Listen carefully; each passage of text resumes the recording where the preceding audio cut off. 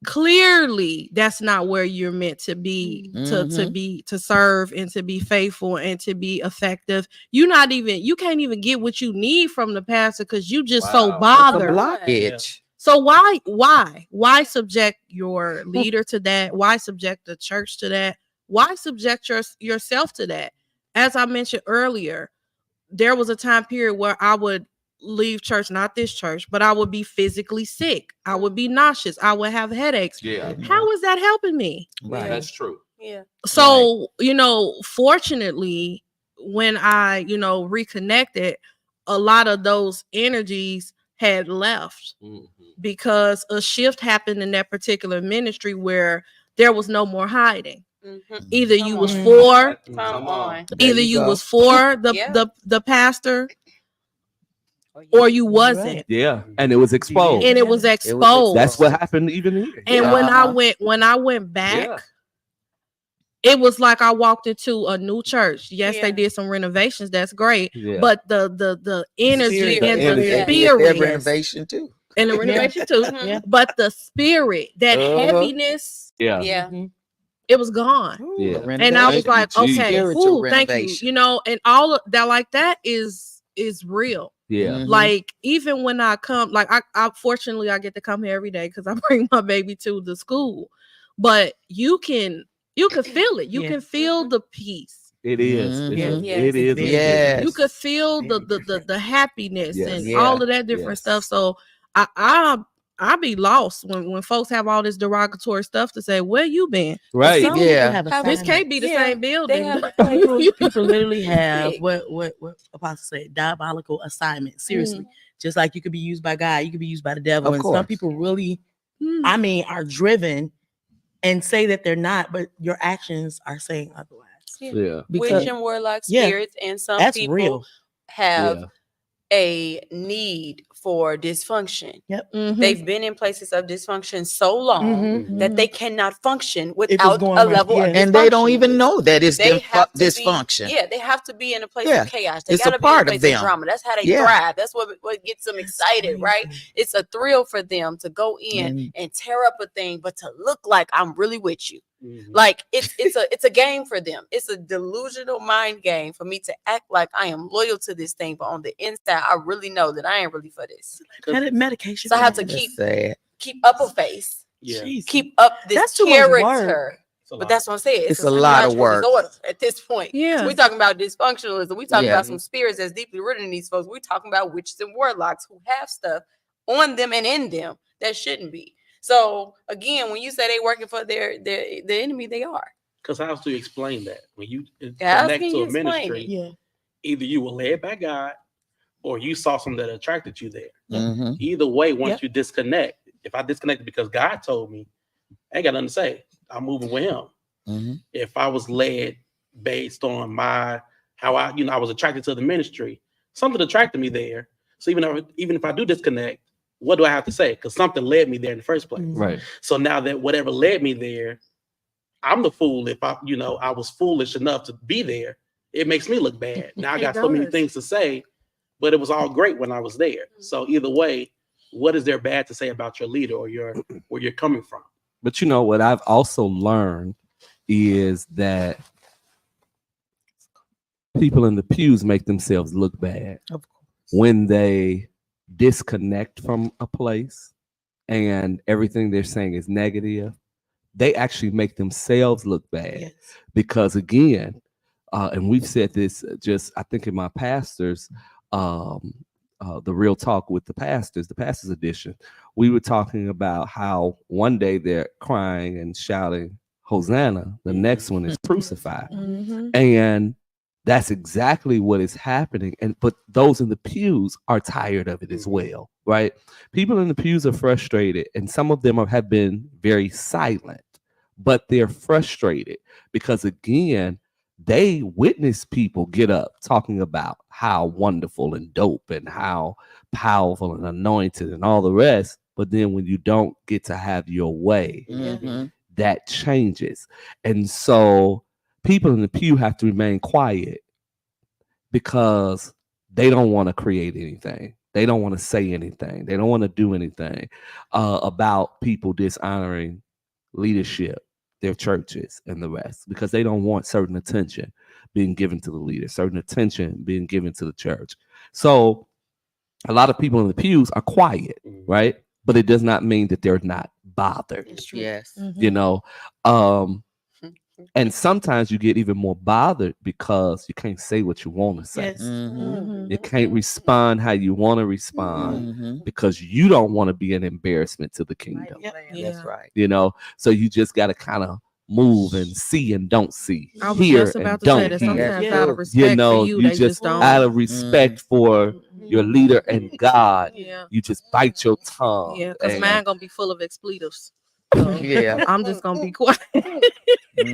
So people in the pews are frustrated. They're frustrated because they have to remain sometimes just silent while so much is happening in the pews, right? I want to jump on let me say this. You're watching the Graceful Exchange podcast. This is our pop-up episode, Pew Talk, real talk from the pews. We've been talking some real talk. I just saw something from Montel. You just click past it. That's what Montel Johnson. We enjoyed his ministry of singing on the other night. He says, don't know him on a personal level, but I certainly love Dr. Timothy and Jones Sr. and his spirit. Much respect from the pew. Oh, wow. Yeah, love you, man. I appreciate that. Thank you so much. Thank you so much.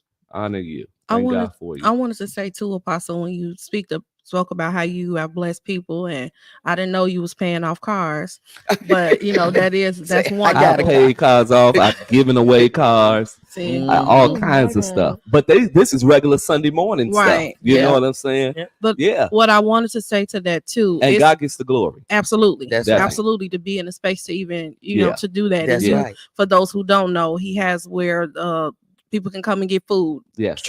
A truckload, literally, food where you don't even have to go grocery shopping, just give into the community. Yeah. But beyond that, it's not just material things. Like I remember when I was house hunting.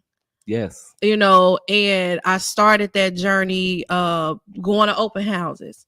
Yeah. And I would text you, Apostle. I was all in them folks' house when walking through on the floor with my socks and all in the vestibule. Right. Like it was mine. So you went through that whole entire process with me from, just looking to being pre-approved to underwriting on all this rental history, why they need all of this, and, all the way through closing. Yeah. Like that. I needed that support. I needed those extra prayers and all of that different stuff. So even though it wasn't something I guess that people can, see, but my deal was blessed. Yeah. I left closing with a check. My sellers paid my closing costs. Like all of that different, and buying a house costs a lot of money. No down payment. Like none of that stuff. Only thing I had to bring to closing was my purse and my baby. Come on. So it's those things, so it may not be a vehicle or whatever the case may be, but you get blessed by that, by that covering. Just being connected to someone, because there have been times where I'll text you when I was a part of the ministry, and even since I've separated, you must be over there praying. Yeah. And you'll be like, I am. That's right. Because it's just like you can feel that extra, that covering. When life gets heavy, just having that support, and I'm grateful for that. And you know what? Yeah. And with you saying that, like the process of the journey when you were going through the pregnancy with Joy, and even the house, I always tell people that I like to do life with people, right? Beyond just, and a lot of people who have come and have gone, if they want to admit it or not, I do life with people. Yeah. There's times I've gone to people's birthday dinners and, pay for everybody at the dinner, and just sat and did life with them. I was present with them. Yeah. Going to graduations and all of the other stuff that folks, pastors don't even do no more. Yeah. You've You've been present through, except for the first year, my entire doctorate. Yes. Yes. It's to the point where if my chair wouldn't be offended, you should be hooding me. Like, in all seriousness. Yeah. Like, and I would text him like, Apostle, how do you have 4 of these? This how. Yeah. Like, my brain hurts. I can't think no more. And I'm always met with encouragement and support. And I'm almost done now. But you to your point, you do life. You've been there. You supported, and then just as a human, you and my current pastor were the only people that I knew, that Black people that look like me, that had doctorates. Wow. For me to see, especially earned ones. Earned ones, not they made your doctorate at Staples and right, that type of stuff. Yeah. But earned ones actually went through the process, and to see that, and then you all are not that much older than I am. I was inspired, and I'm like, I'm gonna give me some doctor bars too. So even being able to be a blessing in the secular part of my life, like that is unmatched, and it's unmatched. It's unmatched. You don't find that. Like I say, when I tell you, I can feel your love. I can feel, ladies, I can feel it. I don't bother you often, as I should, but amen. But I can feel your prayers. Yeah, I can feel your love. I don't have to communicate with you every day. Yeah, so I can feel it, and it's very old school. You don't have that nowadays. Like you said, a lot of pastors put you off on another. Let them handle it. They put you off on somebody else in the ministry, and I'm that one that still show up, still present. Yep. So for ones who do speak ill, they're gonna have to eat that, because they know they're eating it now. Yeah. You just putting on a show. Say that louder. You're putting on a show. Yeah. And not being paid for it. But you're putting on and just getting towed up, getting pistol whipped in the spirit. Sure is. Yeah. Tormented. It's terrible. Tormented, because you can't mishandle God's people and just get by with it. You can't. No, those seeds that you're planting. You got to eat. You got to eat that. Let's talk about real quick, and we're gonna wrap it up. Let's see. I just saw it.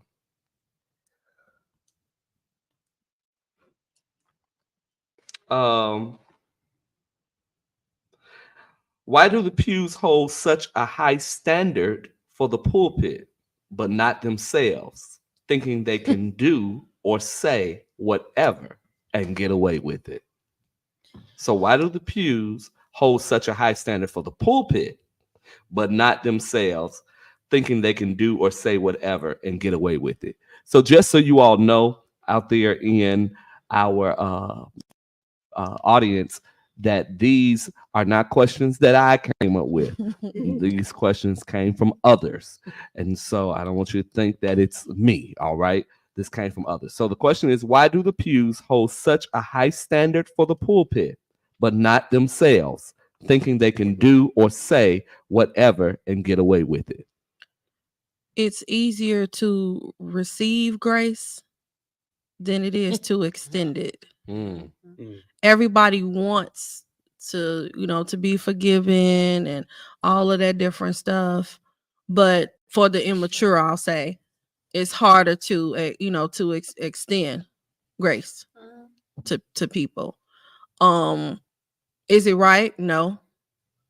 Because at the end of the day, you're human. And, I tell people all the time, pastors make the best friends. Because you're gonna get some honesty. Yes. If you like honesty, because everybody don't like honesty. Some people want to be lied to, Yeah. And if you like honesty, then you'll get that. You'll get love, support, nurturing, all of that stuff. But you gotta be able to be able to. If someone says, you did something that wasn't right or that was offensive, to be mature enough to handle that. And some people, they want to secretly, in some cases not so secretly, they want to see you fall. Like there's no, there's some people, they want to poke holes in a story. they'll look at a ministry and they'll see the pastor and the first lady, and they happy and they married and they in love and they got a beautiful kids and a nice house and everything is just wonderful. I wonder, are they really happy? Do they, do they rent their house or do they own it? They want to get close so they could try to poke holes and be able to say, see that I told you. But, and unfortunately, some people, they fall prey to that. But we always got to remember the enemy loves to expose. Come on. So you have to be mindful of those connections. Sometimes people want to get close to you just so they can find something. But then when they don't find nothing, now they pissed. Because they, their work of iniquity is in vain. Right. Got to use that. Nobody is. Put this in my pocket for later. And then it'll become, he think he's so higher than everybody and so much, bougie and elevated because they couldn't pick you apart. So folks just messed up. They just messed up out here. They become, it's a sense of self-righteousness too. Or they'll have, well, I can do it, but I ain't no pastor, so I can do so. I ain't no minister. They can get away because they're not. No, we're all serving the level. same God. Yeah. Yes, we have a leader. We're supposed to have a leader, but you still gonna stand before God just like our leader. Right. Right. And you got to answer for it. Then they'll cut up like no tomorrow, and then when you address it, then you supposed to be a pastor.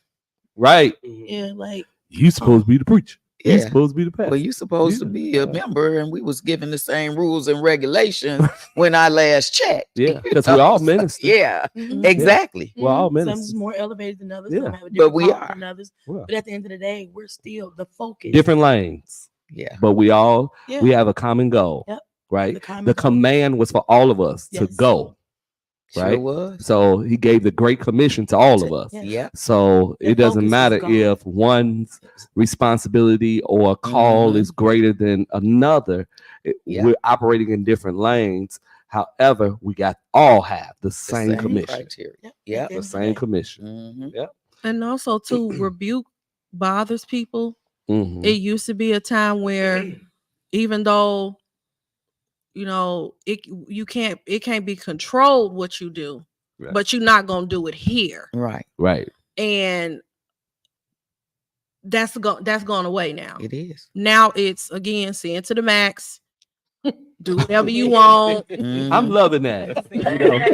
Go with sin to the max. I love it. And if I make you uncomfortable doing it here, it's somewhere right around the corner that you can get away with it. Right. And so you just go there. Yeah, go best pastor ever since sliced bread. Yeah, because yeah. Because I can do it. Meet the best pastor. Yeah, because they put up with that foolishness. Yeah, they let let you. Your true covering and the best pastor ever and that crazy stuff. Yeah, they let you be content in your mess instead of calling it out or praying you through it. That type of stuff. It's like you go ahead, you twirl right on. And that's not how it's supposed to. It's not supposed to be like that. But again, it's like people, they want that. The commonly pastor is what's popular. That's because there's no conviction. When you don't even feel that you're doing nothing wrong. That's so true. No, you don't even feel because you're right in your own eyes. So and there's no conviction to feel like, man, I was really dirty. Like I don't even feel right. But also too, there's nothing there. Yeah, there's nothing there anymore. It's almost like the hand of God was taken off you. You just do anything. He's just like Sodom and Gomorrah. You just did anything. Just do anything. And that's not, there are some ministries that are, that are tainted from the head down. Yes. So, that's why they can feel comfortable. They can feel comfortable because just like they in Boys Town having a good time, that's Bishop up there too. Yeah, that's right. There is no standard on no level. It's no standard. How can I hold you accountable when and that's why it becomes the best church ever. Yeah, exactly. And that's why it becomes. And that's why I can't check you about it because I know what I'm doing too, and you know what I'm doing too. When they're uncomfortable, if they know you have standards. Yep. So that's it. I mean, you knock your own stuff out the equation. Lord help. I think too sometimes and giving like a different perspective to sometimes the leadership wants to be praised. And so they don't want to give you a level of transparency that'll make you look at them as a human. Right. You know, so I'm not going to tell you that I struggle with this. I'm not going to tell you that I deal with this. I've dealt with depression or whatever. Right. So I can't help you through it because I don't deal with that. Yeah. I'm robot. I'm good. I'm perfect. Right. So see me that way. So I think a lot of times too, the leaders wear masks. They do. Oh, absolutely. And so the pew can't, well, how do you teach me how to get through? Right. I don't know that you never went through anything. You didn't know how to handle anything. And it's just hard, you know. And Rashonda commented and said, "Not Boys Town," to somebody that's laughing. I wish I was joking. Yeah, that's a real something that I witnessed, you know. And it's unfortunate. It's like nobody is perfect.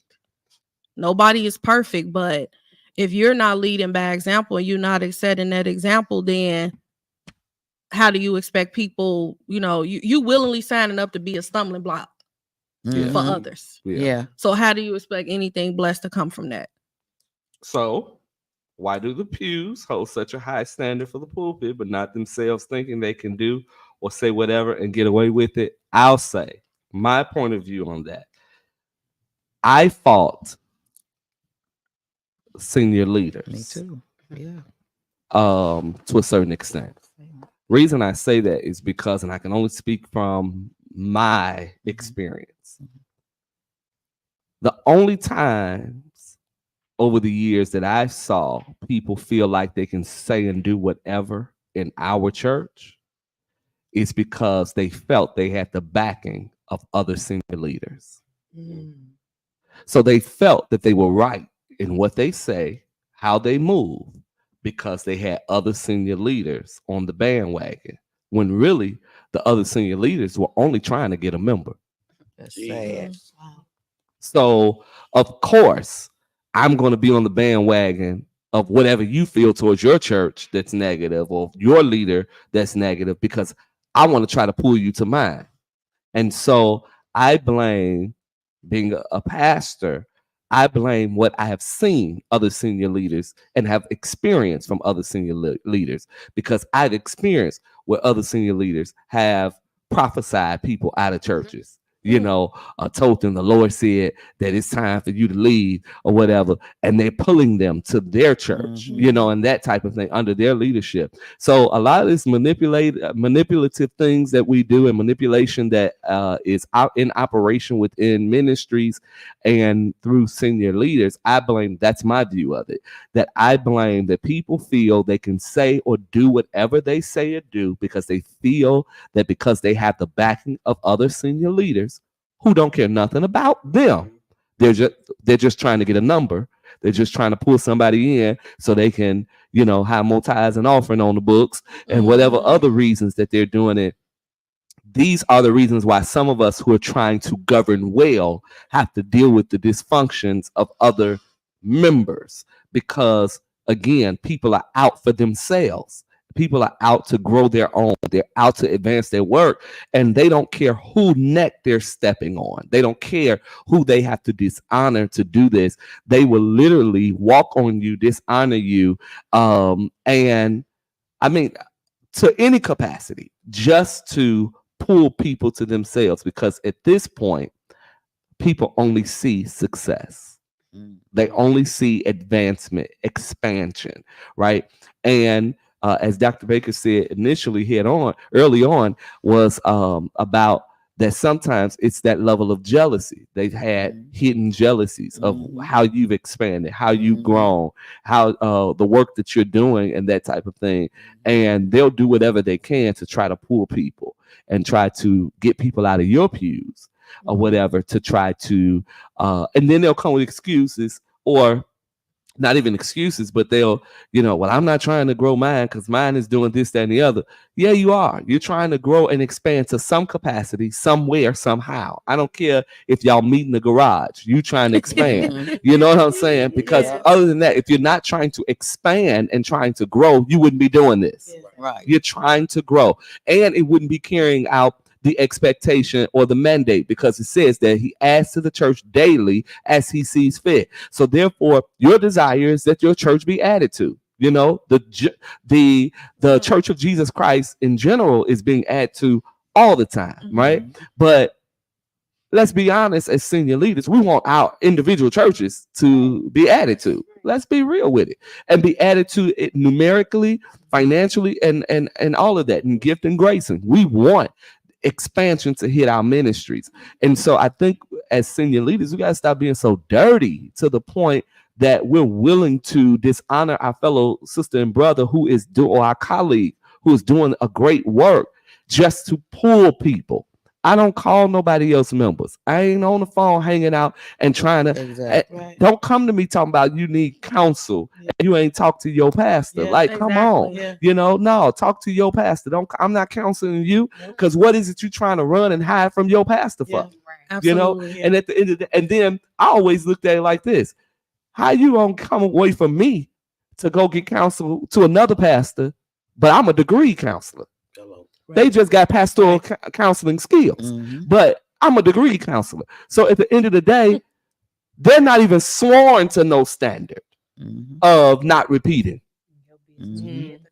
And your business will be at the coffee table, will be at the breakfast table, the lunch table, and everything else, because they're not sworn to any kind of secrecy. But you'll leave somebody who is degreed in counseling to go to somebody who just got pastoral counsel. No, this stuff is sick. But that be ways where people can pull your folk and the people who God has assigned to you away from you, and then they start planting seeds. Some of the stuff that I learned that we experience as in church sometimes is planted by other leaders and by other leaders. You want to grow your work so much that you're going to jump on the bandwagon of dysfunction. And you're going to sit here and you're going to let people, you're going to stoop to their level, let them pull you in to have a point of view, a narrative of a thing, just because you want to grow your work. You're that desperate, it's sick, and it's sad. But that's because the pulpit is their identity. And other leaders, senior leaders, should call them out, should say something. Yeah, other senior leaders. What is wrong with the other senior leaders that they can see this, they can know this, they can witness this and sit quietly? I mean, not to hurt anyone, but to help to repair, senior leaders. Yeah. What happens right there? Because now, if this is happening even amongst senior leaders, then of course it's passed down. Yeah. So there should be a correction. There should be a standard. I agree. There's other senior leaders. If we all know each other, then a senior leader who has perpetrated in that area, then for someone who knows them should come together, or not even come together, just have a one-on-one. You should be able to talk to someone who you are in covenant with, and to let them know that, look, I this is like out of order. Let's pray, let's go, and now we finna talk for real. I like what Brittany put. Brittany, this is your cousin, Rachel. She says the focus has shifted from winning souls to being the top ministry in the city. And it surely has. But the top ministry, air quote, and y'all can see me, to whose standard? Right. Now that's good. And I'm from the sin to the max. Sin to the max. But from a Pew perspective and mature, if somebody has lured you, why would you want to sit under and serve a serpent? My Lord. Because they have to be serpents. Come on. Like spirits. Connects. That's just, and that's the thing. Like, if you slithering over pulpit pimping, like, why would you want to sit under that? Like, you just want to serve sleazy. That doesn't make sense. You got some sayings. Yeah, you just want to serve sleazy. I love it. Come on. But it's not no like accountability. I'm laughing, but it makes you like what did you say earlier? Are you thinking? Like, where's your mind? I'm trying to tell you. Because if that's how you, anything that is built on a lie is gonna fall. Of course. That relationship is not gonna bear fruit. Right. Good positive things may happen. Right. But it's not going to naturally reproduce and grow and flourish how it's supposed to, because it wasn't started right. Right. Yeah. It's just like, not that this is the case, but if somebody comes to the church because they got their eye on the pastor, you coming under the wrong pretense. Come on. Right. Come on. Right. They're not gonna stay. It's not designed for them to stay because they coming to slither. Come Yeah. on. And once they, right. once they do that or don't do that, their time is up and they gotta go slither into somebody else's, And will. My dad used to say, those who God sent me can't leave. Those who God did not send me cannot stay. That's right. Come on. That's true. And it wasn't a revolving door, but as he got older, you start to see like people who those who God sent me can't leave, but those who he didn't send, who God didn't send can't stay. Mm-hmm. I like it. Jesus. That's deep. If I like it. That's That's straight to the point, right? If I was a leader and someone came to me and I knew the other pastor or pastor that they came from, what they did to them, they're gonna do to you. Absolutely. It's like any relationship. If they do it to you, they're gonna do it on you. That's right. They do it on you. They do it to you. Either way it go. Mm-hmm. But yeah, they should say something to you. Like, that's dumb. And leaders don't pick up the phone no more. Mm-mm. Hey, Reverend such and such, I got Keisha here in my office. That's like a child. No, for real. It's like a kid. That's amazing. Exactly how I was. Yeah. But the pastor said the same thing. But she want to join. Yeah. I just want to make sure. So the thing happening. What has an expectation of these things. Yeah. You see what I'm saying? Why they coming over here? What is happening? I know I ain't crazy. Everything but now they're working on your ministries and different things. Right. No. My thing is this. My thing is this, right? How can a snake, you a snake releasing venom at one ministry? Why they praying at your ministry? Why they the intercessor? Who they interceding for? Who they praying for? They was a snake. They ain't got delivered from being a snake. Mm-hmm. They saw another opportunity and another platform, and you gave them what they seek. More ammunition. Come on. And what's happening is, how can you can't rightfully intercede for nobody when you a snake. Mm-hmm. You can't. You cannot. Just like you can't preach to me and you are a snake. No, shut your mouth, you slew devil, right? Yeah. You cannot sit here and try to and I blame, that's why I said I blame the senior leaders because you should not be dishonorable over here and allowed to operate over there. No, it's allowed. Yeah, it shouldn't be. If you are low down and dirty over here, why am I think that you clean to be able to operate over here? No, you need to go through a process of deliverance. And people don't stand with that anymore. Mm-hmm. No, if you are dishonorable there, and there is no excuse to be dishonorable. It's not. No excuse unless it's a part of who you are. Mm-hmm. So therefore, I don't care what somebody did, what somebody said, it should never make you be dishonorable. Meaning, again, that if this is who you are, you're going to be who you are. Because you, as we keep saying, you're going to follow you wherever you go. But the sad thing is, we're so desperate for gifts. We're so desperate for numbers. We're so desperate to expand a work that we'll take somebody who is dirty. We'll take somebody who is dishonorable and don't have a fear or reverence of God, and we'll put them up. We'll put them up to preach. We'll put them up to sing. We'll put them up to prophesy. Yep. We'll put them up to do intercession and all the rest. No, if you are dishonorable, right? Yeah, and I can say it with my feet to the floor. For example, Pastor Asia came from another ministry. When she came and sat with me, I said, just so you know, I know who your pastor is or was. I said, and I'm going to call them.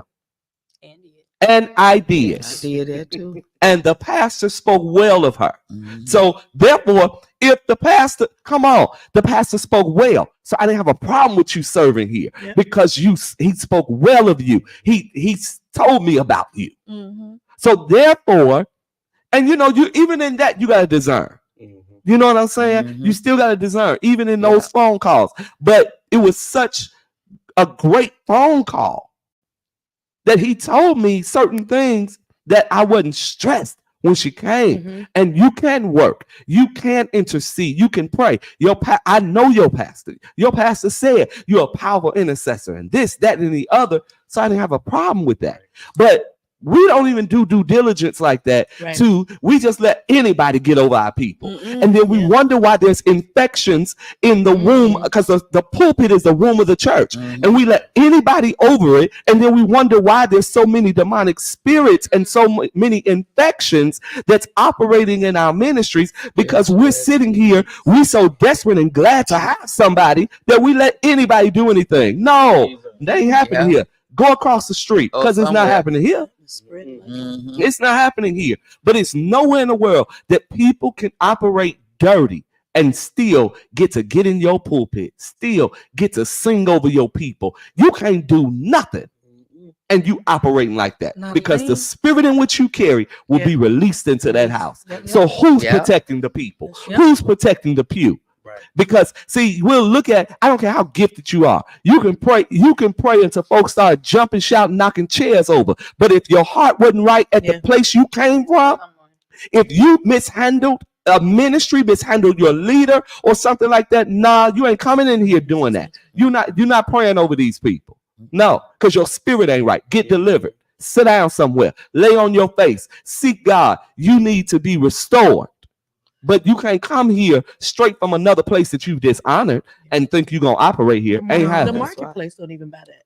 Come on, they call your previous employee. Guess what? If you didn't give a 2-week notice, if you didn't leave right, my mom always say, leave right. That's anywhere. Leave a job right. Leave home right. If you older, leave home right. You an adult. Don't just be, I'm leaving. I'm upset with my mom, daddy. I'm grown. I'm leaving. Leave right, because you never know when you got to come back. That's right. You leave a job right. I'm gonna put in my 2 weeks notice. I don't care what. I'm gonna leave right. Yeah. Put the 2 week notice. But look at how the jobs, how they call the previous employee. Background check, all that. When people come and have we've called other employees and found out about folk. And most times what they say has been true. You know, if you call somewhere and they say, well, they had an attendance problem, they this and the other, they didn't come to work, whatever, and then you still hire them and you find out, no, they really did an attendance problem. You know, so it's these things, because you are going to follow you wherever you go. But if the job or the marketplace can respect each other to the point that we have conversations, what's wrong with the church? We have no standards. There's no standard. We have no standards. No. We don't verify credentials. Nope. It's crazy. You know, there comes a time when you got to verify them transcripts real. Verify. You see what I'm saying? That's the marketplace. But in ministry, we don't verify, and we'll make people our assistants, our whatever, who don't even know the 23rd Psalm. They get positions and titles in the church and don't even know nothing, because we're not doing due diligence. We're not making sure that you can't assume that people know. I learned that. I do a 10 to 12 week ministerial training, and I've learned that there's been a lot of preachers that don't know nothing. And I'm trying to wonder, when did you learn it? In 2 weeks. Now you the assistant pastor. Now you the senior pastor. Lord. Now you got a degree. You know, all this kind of stuff. But you didn't even know how many books was in the Bible. My Jesus. So what is happening? They done earned a bachelor's, master's, and doctorate in 3 years. That's what I'm saying. Okay. Like, what is happening? But we play too much. You laugh. It's serious. We play too much on this side. The marketplace is more serious than we are. That's true. We play too much. These people don't even know. They don't know anything about theology. Nothing. They don't know nothing. Absolutely nothing. I know, because I've sat and I've been teachers. But some people that don't know nothing. Then you see on social media, they done got this wonderful title. How? You don't know nothing. Aren't we tired of dumb preachers? Aren't we tired of dumb saints? We are the most uneducated religion there is. Yes, most definitely. Christianity. We don't know anything. And there's, to your point, Apostle, like my grandfather was a Jehovah's Witness. That was his choice. One thing that I can respect about he knew his stuff. Them, you can't even be baptized until you know the Bible, until you've read it, until you study. You got to study for like 2 or 3 years before you can even be. But in witnessing, you know, that whatever you have a question about something, he gonna give you scripture. He don't have an opinion. He gonna tell you what the Bible say. Their belief is their belief. But to your point, in Christianity, is come one, come all. You know, learn your twos and feels. You know, Jesus is like jelly beans, and you all right. But it shouldn't be that way. You should want to know more. You should want to study. You know, it should be taken seriously. It's not something that to be taken lightly. It's not playing with people's souls. No. And the people in the pews are mad. People in the pews are tired of people playing with their souls. And it's not just from the pulpit, because at the end of the day, you affect my soul when you cause chaos in the ministry. If you cause grief, you are affecting my soul. Because the Bible says that we as leaders have to give an account. And woe be to you that we have to give an account in grief. That's right. Right? But here it is that people in the pews need their leaders to be healthy. Yes. They want their leaders and their pastors to have clear and sound judgment and sound mind and all the rest. They're bothered when people come and cause chaos, and now their pastor's struggling to pray, struggling to preach, struggling to everything, because they're weary in their soul and all the rest. So the pew is screaming because they're bothered.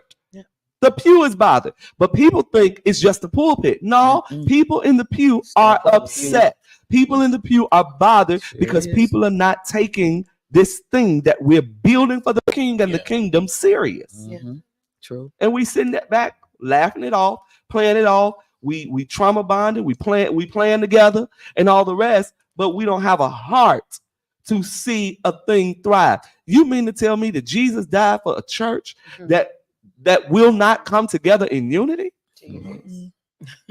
Because we love to talk about the fact of the process of the cross and all of the rest, but he died for a church and died for a people that is tearing his kingdom up. On purpose. And it's not the devil. It's not. It's not Satan. No. It's the people that say that I love Jesus. I'm shouting, dancing, and putting on a show. That's tearing up stuff.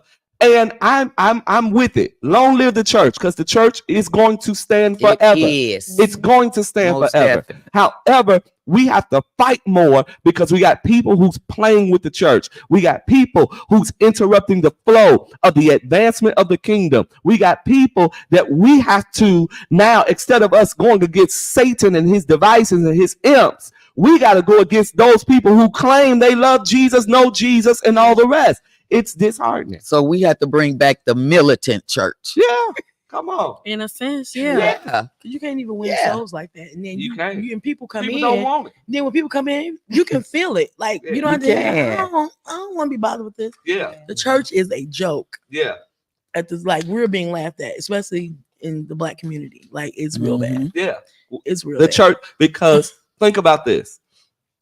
Who literally? People don't understand. Even let's look at when people are talking about certain topics with the church, and they share this stuff like when people are exposed. Yeah, they share. Oh, they love to see a pastor get exposed. Sure they love to see somebody in Christianity get exposed or whatever, and then they share. I have never shared anything that has literally exposed a leader or whatever else. I have never, ever shared it. Why? Because that means I'm helping this. Yes. I'm helping to tear down. And Why do we want to keep embarrassing the kingdom? That's right. For the sake of conversation, for the sake of laughs, for the sake of I told you so, or you're for the no sake better to be than able me. to say, yeah. It's like, why? Why are we playing a part of that? So I don't share. You know, they had the thing with what's that man name? Ty Tribbett. I didn't share that. I didn't even look at it. I didn't share it to look at it. None of it, because at the end of the day, I'm not going to get on the bandwagon of making it look bad. I don't, they talk about Kim Burrell all the time, right? I don't ever get on the bandwagon talking about Kim Burrell. I just laugh at some of the stuff she said because I can't believe she said it. You know what I'm saying? But I don't get on the bandwagon of talking about her and retweeting or sharing or anything, because at the end of the day, how are we helping anything? How are we helping? We're not helping. We're literally tearing down our own people. This cancel culture and all the rest. This stuff is not good when we feel like people have the power to make or break us. That's right. I gave a testimony some years ago, and I've said it recently, how when I was the young preacher, I'm talking about the kid preacher, I wanted to be famous. I wanted to be well known. You saw the TD Jakes and all of the rest. I wanted that as a kid. But when I began to learn the church of today, I said, Lord, please don't ever. Yeah. It is never a desire. I don't care. See, because the pulpit is not my identity, because I love marketplace ministry. I don't need to go preach for nobody. That's right. If nobody ever calls me to come and preach at their church, I'm good. Not many preachers can say that, because they live that's their livelihood and all the rest. And they need that attention. They need that platform. That ain't me. And that's what people don't get. That ain't me. I don't need a preaching engagement. I don't know how many times I've said I'm not taking engagements. I'm not taking them. But then people who are special and dear to me, they call. I'm like, okay, I'm going to take it because they special and dear to me. But I don't need that. You know what I'm saying? I'm not looking for that. That was a teenage preacher. That was the 19-year-old, 20, 13-year-old, 15-year-old. Oh, they calling me. They enjoy my ministry. Now it's like, I don't care. I don't need that, because God has assigned me a people, a tribe to preach and teach to, and so therefore I'm good. I don't need all that extra, because one is that people think that stuff is good, but being popular, you get one mess up and and it's over for you. You get saying one wrong thing while you preaching, and it's over for you, because of the culture, this cancel culture, and the mindset of people is, if you don't say what I want you to say, it's over for you. Over. We control if you're popular or not. And then also too, you got to be mindful. You can't go into every space. You don't want to preach at every church, because you'll walk into some spaces and they stuff will become your stuff. You can't stand over every, congregation, or if you was a singer, sing at every, opportunity that come. You can't pray over everybody. You just can't subject yourself, to things like that. So not taking the engagement, you're protecting you. Definitely. I made I say very often, and saving money. Hello. But I tell people, I'm in observation mode, for another season of my life. And one thing that I noticed, everybody gotta get paid to do whatever they do, everything. Yes. And my observation is, by requiring your honorarium, you'll miss out on a blessed offering. Your honorarium might be $250, and them folks probably could have blessed you with $2,500. But because you're walking into it, I gotta get mine. I don't know. I don't know or recall when I was a kid if people were paid to play instruments or do whatever. But now it's like it's a business. Like I have a friend who is a very talented pianist, and I said, man, if you lived in Chicago, you would make a killing on Sundays, because you can literally scroll. We need an organist today, $500, and put it right on Facebook. Yeah, you can get a job. You can get it. Just you'll never be broke. But it's people have talents, and I understand that. But I even in that, it's changed. It's musicians that want to they want a salary and the pastor don't even have one. That's crazy to me. My Lord. My Lord. It's real. We're going to bring this to a close. We're going to bring this to a close.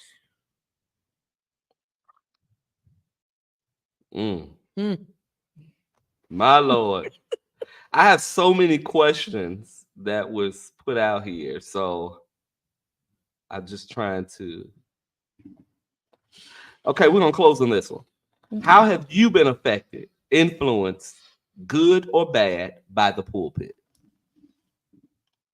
It can be previous pulpits. It could be this pulpit, that being those who are connected to me now, that type of thing. It could be whatever, you know.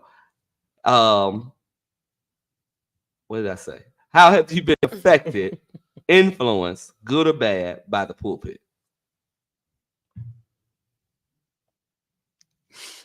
Pew Talk. So I'll say good. For me, the pulpit has inspired me. In my season of sitting, I learned how truly powerful the word of God is by itself. Yeah. And it's a beautiful thing when you can take, a scripture and break it down and explain it, what it means, and interpret it, to where a second grader can understand. And to me, that is so powerful. That's a beautiful gift, as they say, when you can make that Bible talk. To me, that's what I've drawn for. Like, it's that, like, I know it's a heavy lift, but that's inspiring to know it and understand it and be able to apply it to your life. So for those who who take that on to study the Bible and then become ordained in the ministry, to me that's inspiring. And then to take it a step further and go into pastoring, that is you gotta love God, but also too you gotta really love people. Because people are not going to to do right. Like to see your pastor embrace someone who have talked trash about them and their families, and they still love them the same. Lord Jesus. That the grace that you all give, even when it's not given back, even when you don't get the apology, you forgive. Like, that's not, it has to be God. That's in. All God. People. It's all God, because it ain't flesh, because flesh got the spirit of slap. So I look up to it. I honor it. I reverence it, because I just, like, it has to be God. Right. All right. Read the question one more time. I gotta find it, Rachel. Okay. Right, because I'm chatty Cathy. Yeah. How have you been affected, influenced, good or bad, by the pulpit? I've been influenced in a great way. I always said growing up, and it's crazy because I didn't know my father was going to pass, but I always said if I was a member of another church, I never want to become what those people were to my dad. So I've watched and learned, like she said, love. That's a big thing for me. When you can love beyond what you've been given, I've seen that in him. And then I always prayed, Lord, send me somewhere who kind of mirrored I did. I held my daddy up there. I did. You mirror him so much, it's eerie. You've heard me say that over the years. It's weird. It's like almost he came back. I've been influenced greatly to apply it as an adult. You can hear things over the years. Still embarrassed by Abraham. If you know, I owe you like. That got me. That's all right. Just to dig more. To do what I was taught, but as an adult to apply more. So I know I'm supposed to apply more. It's just getting there. But the love that you have has really, really, really, really inspired, influenced your level of education, your knowledge, all of that. Like, just, I don't know. But your love have really helped see me through a lot. That's kept me as an adult. Other than that, yeah, because I wouldn't say I have hatred in my heart, but there's a buildup. Like there's a plaque of, because literally I've seen one of my dad's old members in the store as an adult and Kate. Oh, Peyton, yeah, please don't speak to me. And that's been years. So to still carry that, that's hard. But you have taught so much love. Even every place you've been that I followed, you still love. Like Megan said, you still show grace. That's helped me a lot. So I've never been the fighting type. I'll get you back, but I'm not going to get you back probably physically, but you ain't going to never see me coming. So yeah, just pray for the ones who did you wrong, because I get them. they just never see it come, because people don't expect. Oh, Rachel ain't going. Okay. But you've taught so much love. That love, and you got that word, bro. Yeah. Oh yeah. I came out of character for me. But when you kept saying that love, I was reminded of Apostle Bill's sermon. Love is my final answer. Yeah. That's gonna be my final answer. People don't love like that no more. Yeah. They don't. And sometimes people will take that love for granted, and they take advantage of it because they know you got a big heart or you love deep, that type of thing. So I can do what I want to do, handle them the way I handle them. And then when I come back and apologize, he'll just forgive me and get it over. I don't like that, because I seen it done to my daddy. So I take it personal. Yeah. I'll be a little mad. All right. One thing you taught me with it, with that, to her point, vengeance is the Lord's. Yeah. And sometimes the Lord's vengeance is brutal. And you taught me when that brutal comes back around and you get to see that vengeance and get a bird's eye view of it, when somebody wrongs you, you pray. You pray that the Lord has mercy with his vengeance whenever it's come, because it's coming. You don't rejoice. Yeah. You don't have to. Your daddy up there gonna tap that butt. You don't have to do nothing. Yeah. You instantly pray that Lord, Lord have mercy on them, because I've lived it, and there have times I've reached out to you like, look, this is what happened. This is what this person did to me, and now this has happened to them. I know I'm not supposed to be happy about this because it's really sad. What do I do? I said, because I'm not rejoicing. Right. What do I do? Right. You said pray. Yeah. That they can make it through. Yeah. Their, they repayment in a sense. Pray that they can make it through it, that they get the strength that they need to survive. That. You never said, have a good chuckle. You always gave that word back, and it's hard. But I learned that from you. Pray. Yeah. Pray for mercy, and with literally without fail. Whenever something like that happens, now it's routine. I just pray. Yeah, and that's amazing you say that, because those who have been here, they saw a replay of the particular service I spoke about earlier, where I was talking about praying for the children. In that same prayer, I was praying, Lord, have mercy on the people. Yep. Lord, have mercy. And I pray. It came out. Megan, when I tell you, if I showed you this clip of this prayer, it would help you to understand that it was as if I had the foresight, which I did, of what was going to transpire. Not how or when, and even sometimes the who, but the prayer in advance. Oh, yeah.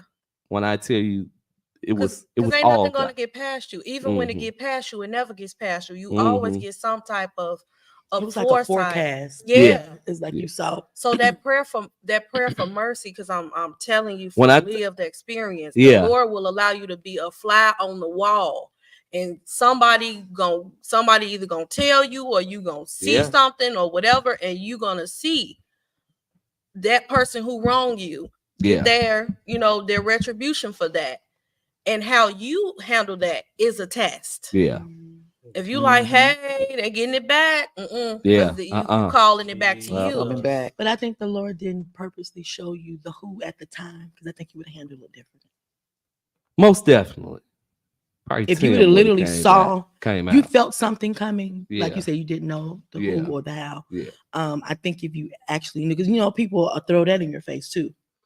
Oh, yeah, discern. You should have saw. No, you ain't everything.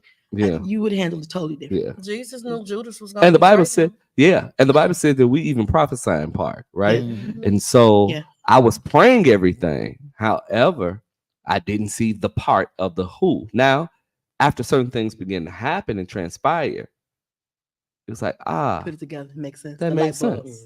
Everything, all that makes sense. Oh, okay, I get it now. That had to happen. All of that kind of just made sense. But I thank God we're on the other end of things because, God has really shown himself. One thing I've noticed from the outside looking in is whenever something like that occurs, your ministry always shifts and elevates in some way. Or transition. And those people couldn't be here. They couldn't be a part of that. Every time. They couldn't be a part of it. They couldn't. They couldn't be here for that. And when I tell you, I was just saying how, even in from the pew, in past seasons, that you can come in here anytime and you'll know where you was gonna sit. Come in here today. Come in here on a Sunday. We don't know.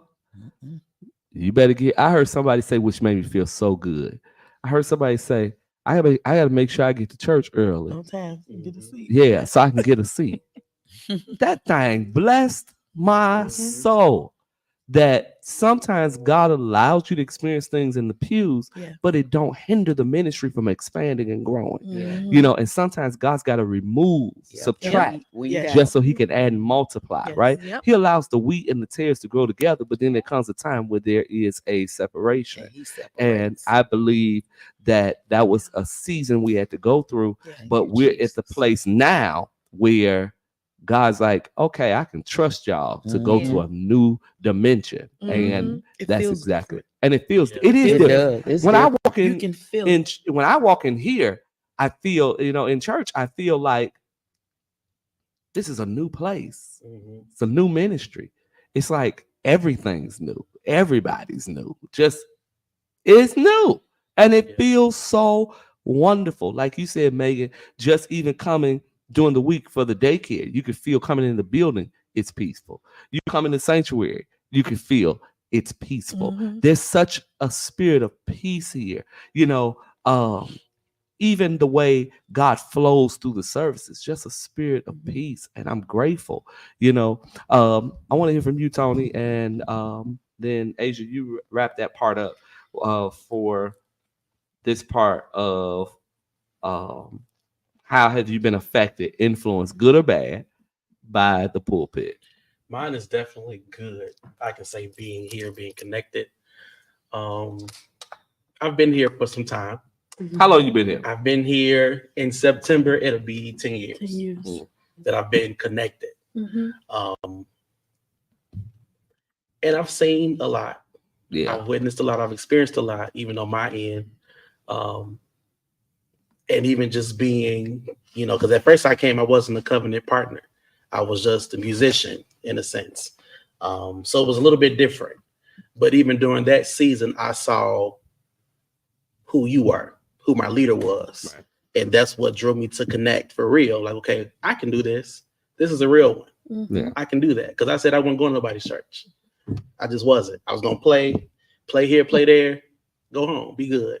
But once I, and I always heard, learn your leader. So once I really did, it was easy to connect for real. It was easy to, okay, I can do this, for real.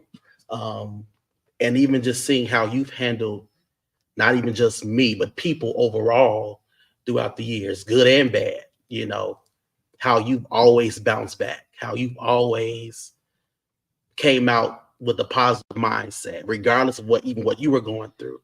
That has shaped me how I deal with my life.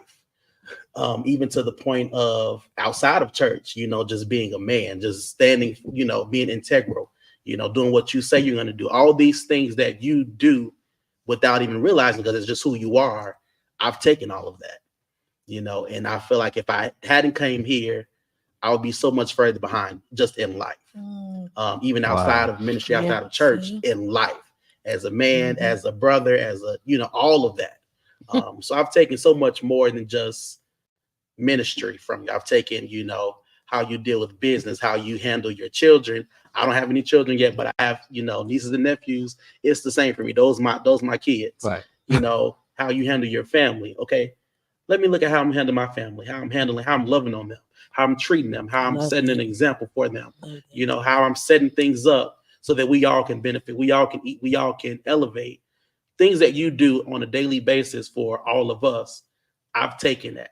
And I'm taking it even still, because I'm still learning. I'm still young, So it's so much more that the pulpit has done for me outside of just coming to church. So I feel like even my soul, everything about me has grown, and it's still growing because I'm connected. Amen. So that's why I say there's nothing anybody could ever say to make me shift in my movement or my focus, because I know what it is. Yeah.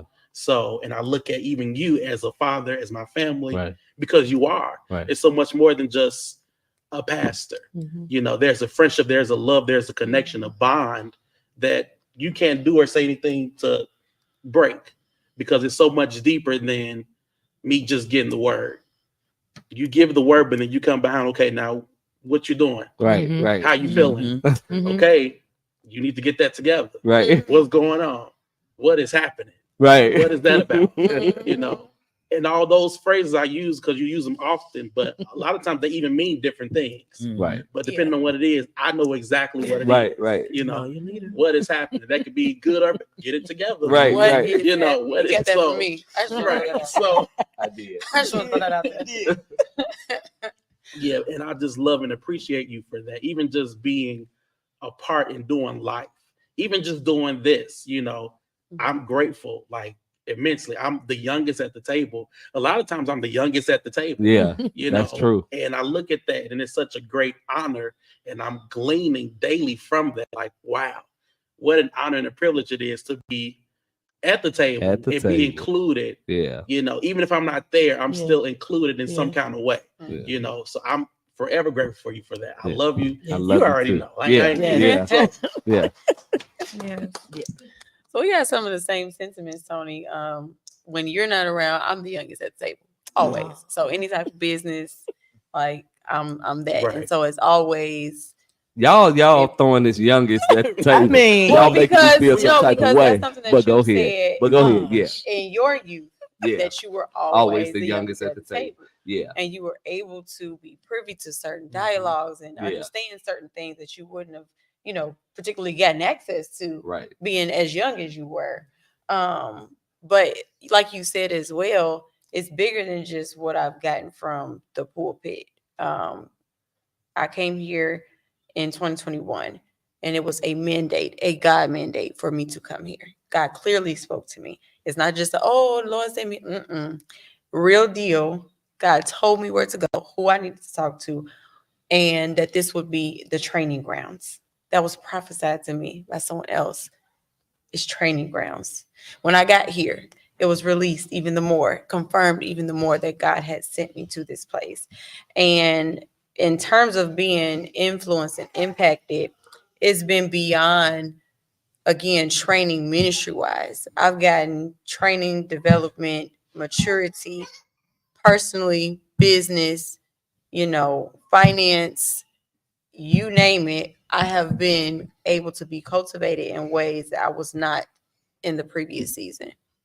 I'm able now to stand flat-footed in who I am and not allow, like we talked about earlier, circumstance, people, or even my own self-doubt to not make me continue to be who I am. Mm-hmm. He's always said, you be who you are regardless. You do what you do regardless. You preach it anyway. You do, like, that's what it is. You have to be who you are and be sure and be confident in who you are. You don't got to dumb me down for nobody. You keep doing what you're doing, right? Mm-hmm. And again, it's been a confidence build. It's been a all learning thing. I have multiple businesses that are growing now, that I can see the growth in now. I've done some things in my finances that have never been done before until now. Mm-hmm. Got my dream car sitting outside that has not been done until now. You know, have been able to sit in HR meetings, sit with attorneys, sit with, you know, all these different things, sit amongst a group of pastors.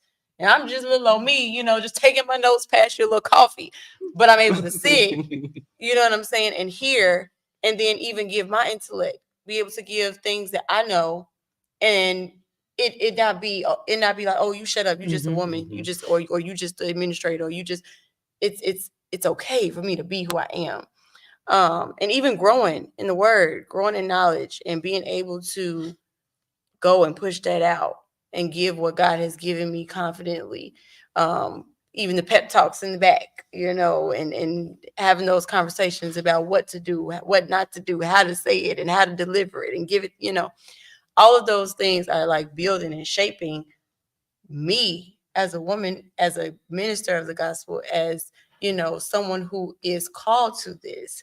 And I'm grateful because, again, people can only give you to their capacity that they have it, right? And like you said, I would have never grown this to this capacity had I been in the previous place, or had I remained there, had circumstances not been shaken up like they were, right? We look at things as being so rough and bad, right? But then those things led me here. And even in getting here, even being able to endure and withstand trial, testing, warfare, and all the rest, it's still like, this is showing me that you are like your leader.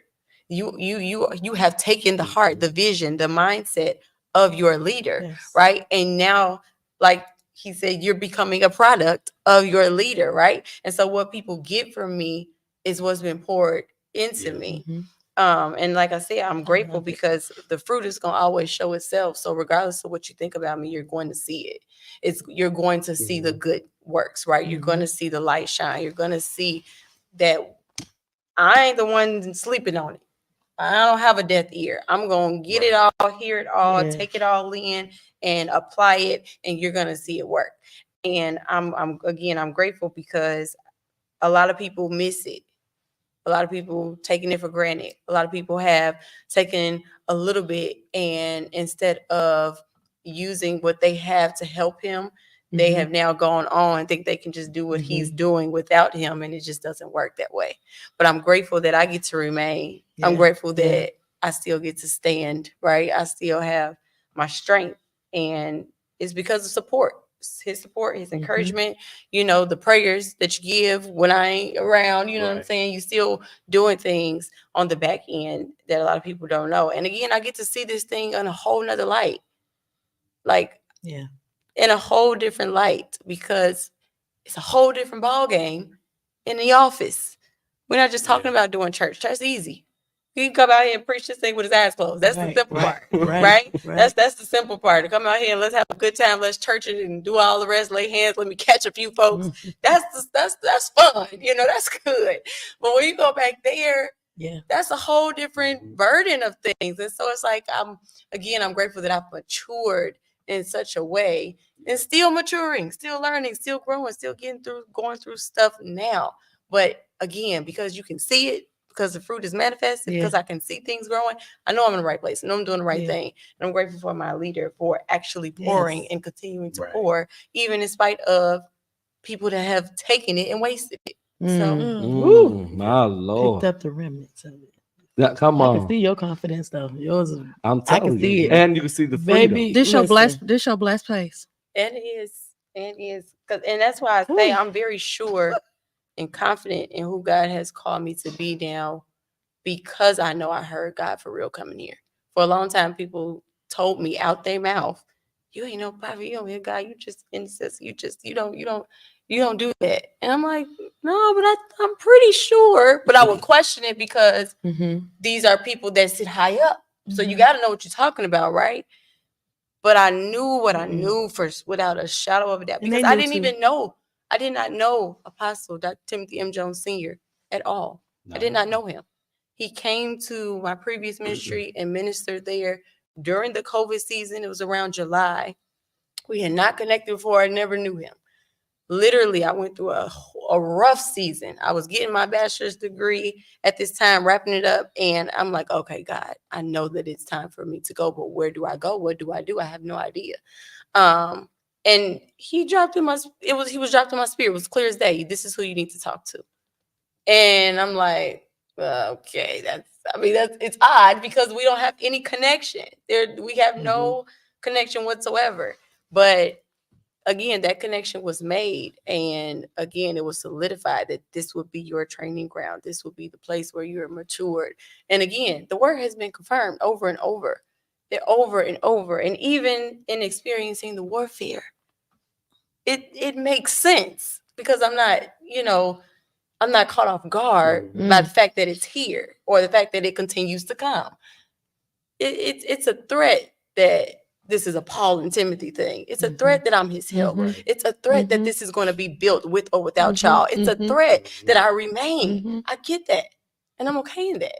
But again, I'm able to build and stand like this, not only because I was a prayer warrior before I got here, but now it's backed by somebody that's going to pray with me. So it just is what it is. I'm grateful. Praise Jesus. Hallelujah. That's my sermon for the night.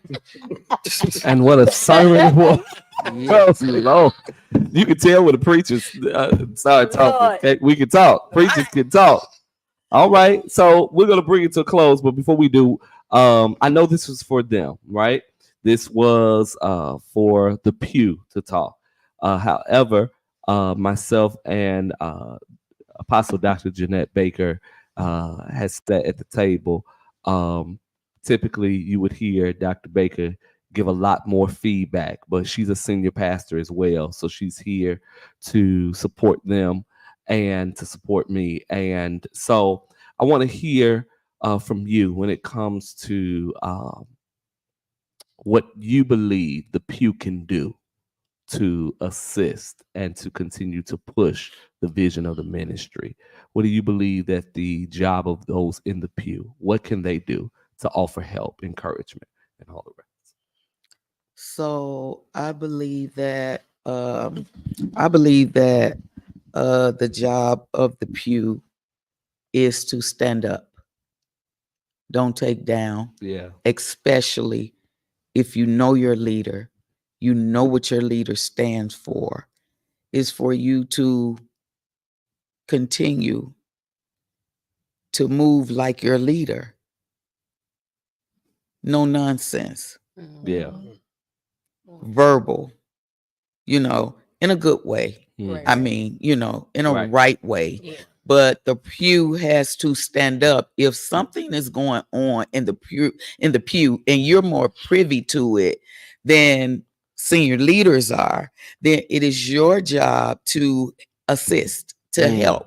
Because this is your ministry too. This is your training place as well. This is your growing place as well. So it is your job to stand up and guard the gates, guard the doors, and where you see a fire at that the senior leader may not see, extinguish it. Put it out. Come on. Don't let it grow. Don't let it fester, because if the other pew members see you and know that you're watching this fester, they lose respect for you as well. And they feel as though, well, you're not going to say anything, so I can do what I want to do in front of you. I can say what I want to say, so to speak, not get wild. I'm not saying it that way, but they can still feel comfortable in some kind of way to slither around you, knowing that some of the people in the pew is not going to say nothing. So I really do think that the ones who are tired of it, it's time to stand up. It's time to come forth. It's time to let them know, no,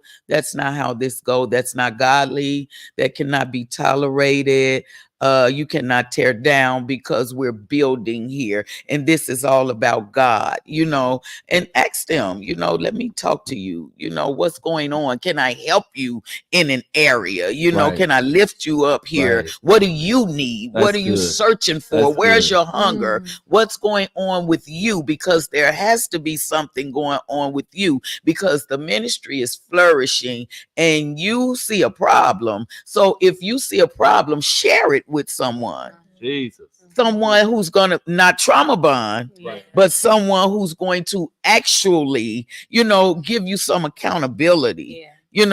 Pull you to the carpet on what you're doing, just to tell you that, look, this not right. See, that's the type of person that I am anyway. If I see something's not right, you don't have to like me ever again. And you can say that it's me and I'm seeing wrong. You can say whatever you need to say, but I'm going to call, you can laugh, whatever you need to do, you can do it, but I'm going to call you to the carpet. That's not nice.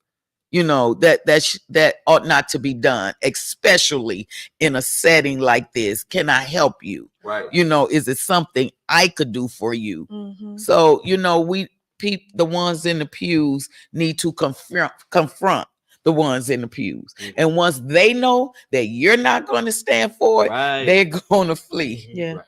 They're gonna get it together, or they're going to flee. Yeah. They're going to be uncomfortable. Yeah. We have to. Those in the pew have to stand and make sure that there is no chaos. Yes. In the pew, right? Yeah, absolutely. Because remember, the leaders are in the pulpit. Yes. Right? But sheep are amongst the sheep. Mm-hmm. And the sheep has to make sure that other sheep stay in place. Mm-hmm. The shepherd is one person, trying to keep everybody in order, trying to do our part, give ourselves to much prayer and fasting and seeking God and the study of the word. But we need help from the pews. Mm-hmm. The pulpit can't be the pulpit without the pew. Amen. Right? We do what we do because we have good people, right? And I'm grateful, and I'll say it and scream it from the mountaintop, that Remnant Empowerment Center, the Couch Experience, we have some great people. Yeah. We have some great people. God has really blessed us. God has really blessed us, and I'm able to minister to them with joy and peace. And I'm grateful. I'm grateful for the people in the pew. We get to minister to people who are hungry and thirsty for God. Everything has shifted. The momentum has shifted, and it's definitely in our favor. So we're so grateful tonight. Y'all have hung out with us. I knew this would be a long one. I knew it was a lot to talk about. Pew talk, real talk from the pews. And I'm so grateful again to have our co-host Asia Sade, and our special guest Rachel E. Yes. Megan Sims, the soon-to-be doctor. When you graduate? Thank you. I'll be done in December. You'll be done in December. Right. Awesome. And she'll be the Doctor Megan Sims. I'm so proud of her. I'm putting it on coffee mugs. I'm trying to right. For real. Congratulations. I'm so proud of her. And Rachel has her master's, right? Yeah. What is it? Master's in what? Business administration. Business administration. See, we got some educated folk at the table. That a master's in business administration. A Pastor Asia has her bachelor's in psychology, and she is working on the clinical mental health counseling master's degree and master's of divinity. So she is working on her master's of divinity and her master's in clinical mental health counseling. Master's in clinical mental health counseling. Yes, sir. So she is working on both of those. She'll be graduating with her master's in divinity in September. Right. And then December of 25, she'll be graduating her master's in the counseling. Right. Praise God. Praise God. So we're grateful for them. Then we have the one and the only maestro himself, Antonio, aka Tony Jones. All right, who is so wonderful and humble, and I thank God for Tony. I love Tony. I appreciate him. And then we have the Dr. Jeanette Baker. Now, what's your degree level? Because I know you got a lot too. What's happening? He called me the double doctor. You the double doctor. Yeah, I have 2 doctorates. I have 2 masters. Yes. All right. 2 masters, 2 doctorates. You know, it's just a table. I have my bachelor's in psychology. I have my master's in health and human service with addictions as a specialist. I have my master's in communication. I have my doctorate in divinity and my doctorate in theology. All right. Yes. All right. You gonna run yours in? I don't even know all of them. Just know I got a bachelor's, I got 2 masters, and I've got 4 doctorates. Right. So bless God. Amen. THD, PhD, I got them all. Okay. I had MD. Yeah. I got a master's in urban community development. You know, all of that. Yeah. So there you go. All of those wonderful degrees. In other words, he ain't no joke. Right, ain't nothing to be played with. But see, I know this now. You know, I didn't know that at one point, but you know, I'm confident in Jesus Christ and what He has blessed us with. So awesome! Thank y'all so much for hanging out with us. We pray that you have enjoyed this show with the Pew Talk. All right. And so our regular scheduled program is on Wednesday night at 8:45. So join us. Listen, Wednesday night, we are talking about the power of no. The power of no. Whoa. N-O. Yes. That's what we talking about. Yeah. The power of no. That's going to be something. Discovering the keys to healthy boundaries. All right. So the power of no. Make sure you join us on Wednesday night, 8:45. The power of no. Again, thank you so much for joining us. Again, thank you to our panel. And y'all have a wonderful night. Thanks for joining the Graceful Exchange Podcast pop-up episode. God bless.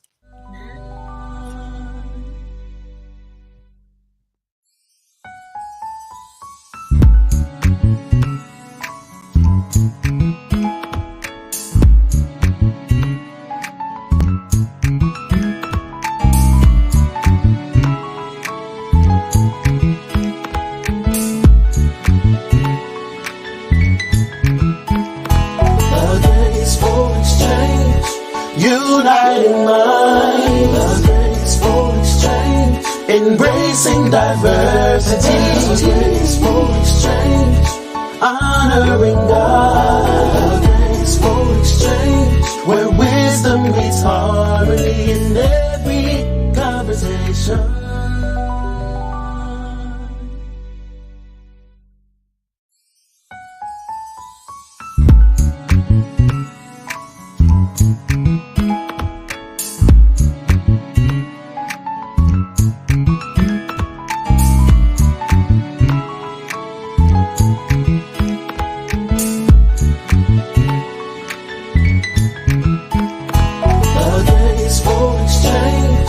Uniting mind, a graceful exchange, embracing diversity.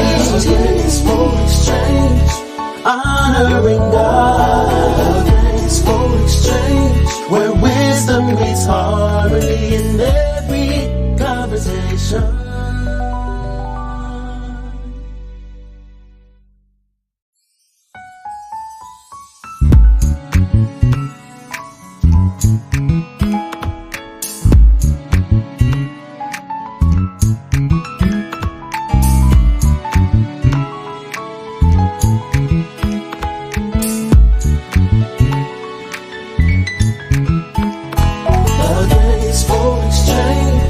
Uniting mind, a graceful exchange, embracing diversity.